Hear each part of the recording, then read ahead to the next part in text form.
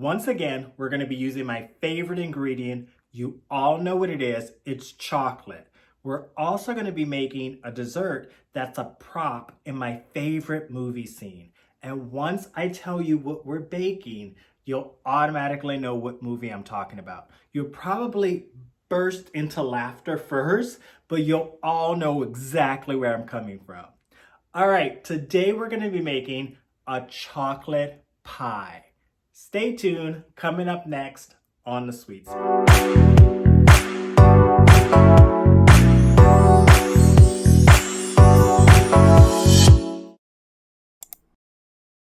The first thing we need to do is roll out our pie crust. Get it into our pie pan and into the refrigerator and let it chill for about 30 minutes. So I'm gonna take my roller and just start rolling out my pie crust. What I like to do, because it's very cold, because it's been chilling, is just kind of take my roller across the top and loosen it up. And just start working, do the same thing from the sides. And I start in the center and roll down and then roll up. If your pie crust is sticking a little bit, just take a little flour and put on your roller. If you're not using a pastry mat, you want to flour your surface that you're working on so that the pie crust doesn't stick. So once you have your pie crust all rolled out, I'm just going to lift it up and roll it over my roller. We're going to bring my pie pan here, and then we're just going to gently roll that over top. Move my pie pan closer in, and then I'm just going to gently pick up and press that into my pie pan. Now that I have my crust inside my pie pan and I've lifted to make sure all of the air pockets are gone from underneath, I'm just forming the top of my crust. I do this with the extra pie crust still attached, and I trim later because you don't want it to shrink and then you get this wobbly pie crust. So I kind of do it before, shape it up, make sure it's even, and then I trim off the extra pie crust. Also too, by chilling this in the refrigerator, it's gonna prevent it from shrinking too much. If you've ever baked a pie crust and you've experienced that shrinkage, it's so disappointing because you have this beautiful crust and then all of a sudden it becomes wobbly. So my pie crust is done, and before I put it in the refrigerator, I want to do a few things.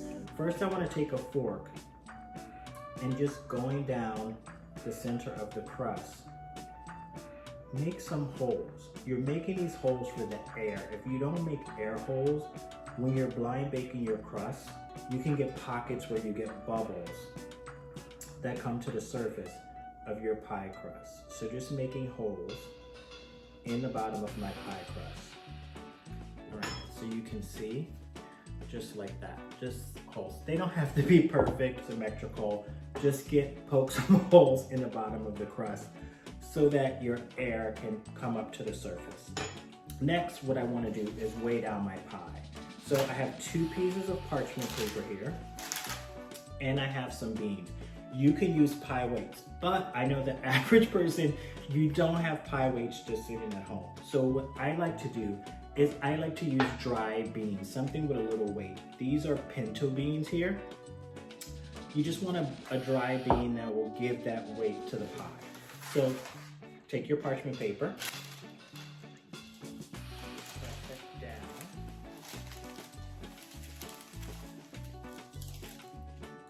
And I'm going to take my other piece of parchment paper, do the same, and kind of press it down so it shapes to the pie crust. Then I'm going to pour in my beans. Now, using your hands, you want to make sure those beans are evenly distributed throughout the pie crust. Now it's time to get this pie crust into the refrigerator.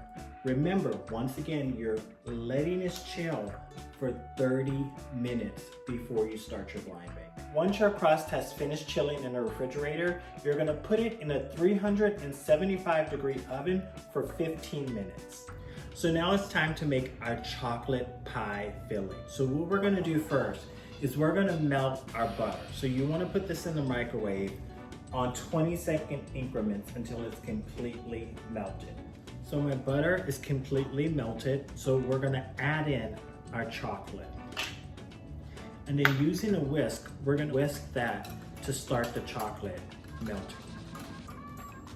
Now this may not completely melt the chocolate. Your butter may be warm enough to do so. If you find that your chocolate is not gonna completely melt, you can also put it back in a microwave on 20-second increments until that's completely nice, melted and dissolved. Our chocolate's done. I'm gonna set this aside and let that completely cool. Now we're gonna start making the rest of our filling. So you're gonna first add your sugar.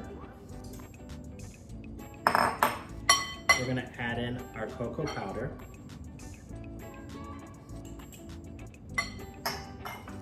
Our eggs.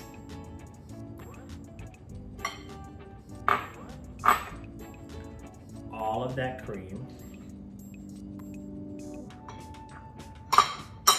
And your vanilla extract. And just whisk until combined and smooth.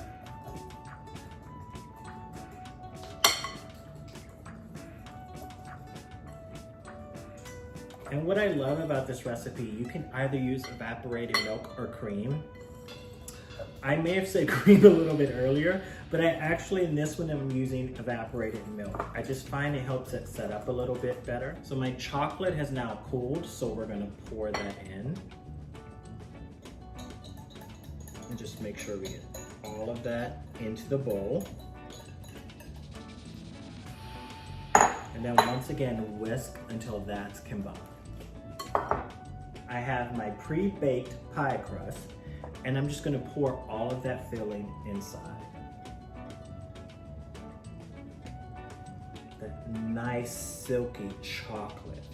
I'm gonna take my spatula and help me get all of that filling right into that crust. This pie is going to go to a 350-degree oven for 50 to 55 minutes. Now you want to check it. I check mine at about 30 minutes or maybe less to make sure my crust isn't browning too fast. If it is, you can tent or wrap it with foil to prevent the crust from getting too overbaked while your pies continue to bake. It should not jiggle, it should be firm when the pie is ready to come out. So let's get this one in the oven. My pie is fully baked, it's out of the oven, cooling on a cooling rack. It's time to make my whipped cream. So a little trick I do when making my whipped cream, because I want that cream to stay as cold as possible until it firms up, I actually chill my mixing bowl. So if you see a little frost on my mixing bowl, that's because I chilled it.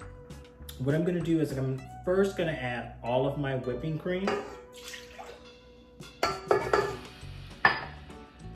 along with my confectioner's sugar and my vanilla.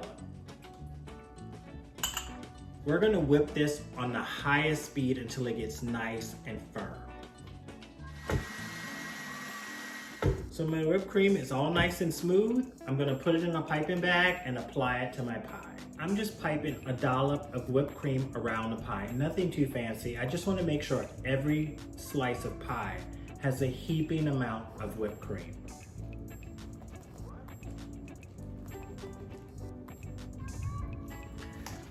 And there we have it, chocolate pie.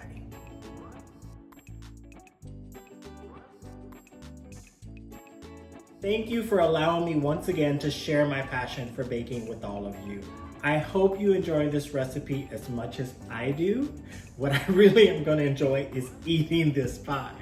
Once again, click like, subscribe, come back and see me. I have much more content to show you right here on The Sweet Spot.